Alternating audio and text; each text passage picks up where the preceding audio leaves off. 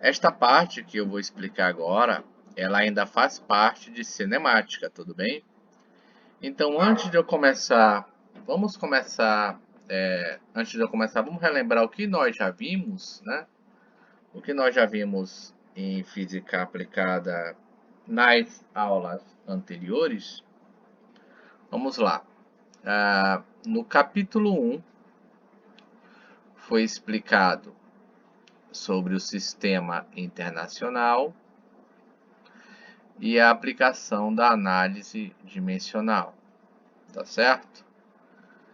No capítulo 2, nós começamos a ver a cinemática escalar, que nós, por sinal, estamos terminando agora, né? É bem extensa, tá? Em cinemática escalar, nós estudamos movimento uniforme, que é aquele cuja velocidade não varia com o tempo, movimento uniformemente variado, que é aquele cuja velocidade varia com o tempo, lançamento vertical no vácuo, também chamado de queda livre, onde nós vamos substituir a aceleração aprendida em mv por g, e se o objeto estiver caindo, assumimos a gravidade no sentido positivo, se ele estiver subindo, gravidade no sentido negativo, tá certo? Depois nós aprendemos sobre lançamento oblíquo, também chamados de lançamento de projéteis ou balística. Aí nós aprendemos a composição de movimentos, aprendemos a calcular a altura máxima e o alcance máximo, tá certo? Tudo isso daqui é cinemática escalar. Agora, uma parte desse capítulo que é importante, que nós vamos ver agora, é o que nós chamamos de cinemática angular. Tudo bem? A cinemática angular é a parte da física que vai estudar os movimentos dos objetos que descrevem trajetórias como essa dessa figura aqui, né? Da figura 1, tudo bem? Cinemática angular vai estudar os movimentos dos corpos, né? Sem se importar com a sua origem, sendo movimentos que descrevem trajetórias circulares. Admita que nessa situação, um objeto está no tempo inicial t10 e começa a se mover até esse tempo t, tá? Descrevendo esse movimento no sentido dessa seta azul, tá? E ele vai descrever essa trajetória linear S, tá? Daqui para cá, ó. Tudo bem? Essa fatia de bolo, né? Essa fatia da pizza é justamente o que nós vamos analisar, né? Agora a nossa cinemática angular. Veja que ele andando do ponto P até o ponto Q, ele descreveu um ângulo, tá? Onde esse ângulo, nós vamos ver depois que ele nada mais é do que o meu espaço angular, representado pela letra grega φ. Tudo bem? Então, o que nós temos que saber inicialmente, né? Que nessa parte nós estudamos o espaço, velocidade e a aceleração angulares, né? A gente tem que saber também que a relação entre as grandezas estudadas nos capítulos anteriores, né, e as suas correspondentes é o raio, né? Nós aprendemos 3 grandezas aqui anteriormente: espaço, velocidade e aceleração. Elas têm uma relação direta, todas elas, com o raio de curvatura, que irão fornecer novas grandezas, né? Na verdade análogas, só que agora para a cinemática angular. Tudo bem? Esse capítulo aí que nós estamos vendo, ele introduz as noções de período e frequência, né? E analisa os movimentos das trajetórias circulares, o movimento circular uniforme e o movimento circular uniformemente variado. Tudo bem? Então, olhando para a nossa figura aqui, se esse meu S fosse bem pequeno, nós poderíamos tirar o seno, por exemplo, né?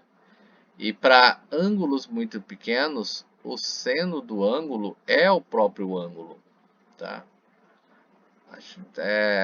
Isso daí a gente vê lá no cálculo elementar, né? Então, olhando para cá, eu vou ter que o meu seno de φ, que é o φ, vai ser o meu cateto oposto, né? Quem é o cateto oposto? É a hipotenusa, dividido pelo... Desculpa, o cateto oposto S dividido pela hipotenusa, né? R. E eu vou obter minha primeira relação. O espaço escalar é igual ao espaço angular vezes o raio. Essa é a minha primeira equação. Tudo bem? Tá certo? Esse espaço S que eu acabei de encontrar aqui, tá? É o que determina a posição, né, do meu objeto na trajetória do movimento, tá bom? Já o espaço angular, ele localiza o ponto P, né? E por isso ele é chamado de espaço angular ou posição angular. Aqui está ele. Certo até aí? Vou abrir aqui uma nova janela. Tá? Uma nova janela.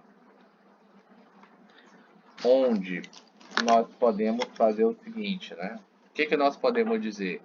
Que o espaço S, que a gente estudou, que ele apareceu aí antes, né? O espaço S, tá?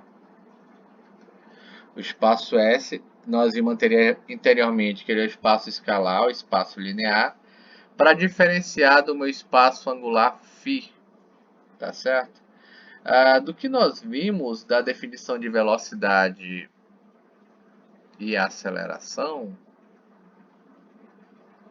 velocidade e aceleração, nós temos que a velocidade angular, que agora ela vai ser chamada pela letra grega ômega, e a aceleração angular, que será chamada da letra grega gama,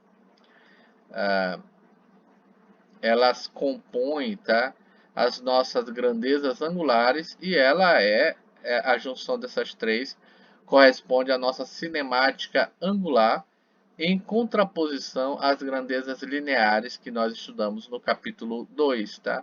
Que é o espaço, velocidade e aceleração, tá bom? Então posso fazer aí uma representação para vocês poderem visualizar melhor, tá? Para a gente já concluir essa parte. Vamos lá. Eu vou fazer uma pequena tabela, tá? Aqui. Tudo bem? Eu vou selecionar isso aqui para ficar mais fácil de trabalhar. Então, vamos colocar isso aqui. Desculpa.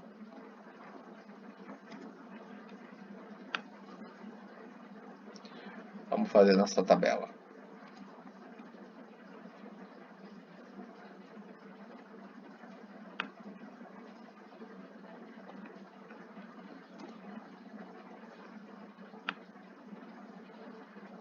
Tudo bem? Agora vamos fazer nossas colunas, né?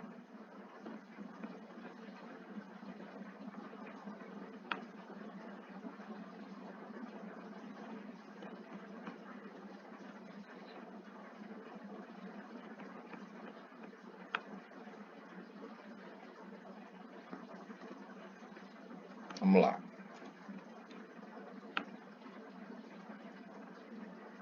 Fica aqui. E esse fica aqui. Tudo bem? Eu acho que, pelo menos a ideia que eu quero passar, essa tabela aí é suficiente, tá? Nós iniciamos nosso estudo vendo as grandezas escalares, tá certo? São elas o espaço, a velocidade e a aceleração. Mas se eu fizer a dependência delas com relação ao raio, eu terei as grandezas angulares, tá certo? Que nesse caso basta multiplicá-las, né? Na verdade, multiplicá-las não, dividi-las. Vocês viram no quadro anterior Para eu achar o espaço angular S, bastou dividir o espaço escalar por R. Concorda? Então a comparação é verdadeira, né? Se eu dividir a velocidade, se eu dividir o S por esse raio, eu obtenho φ.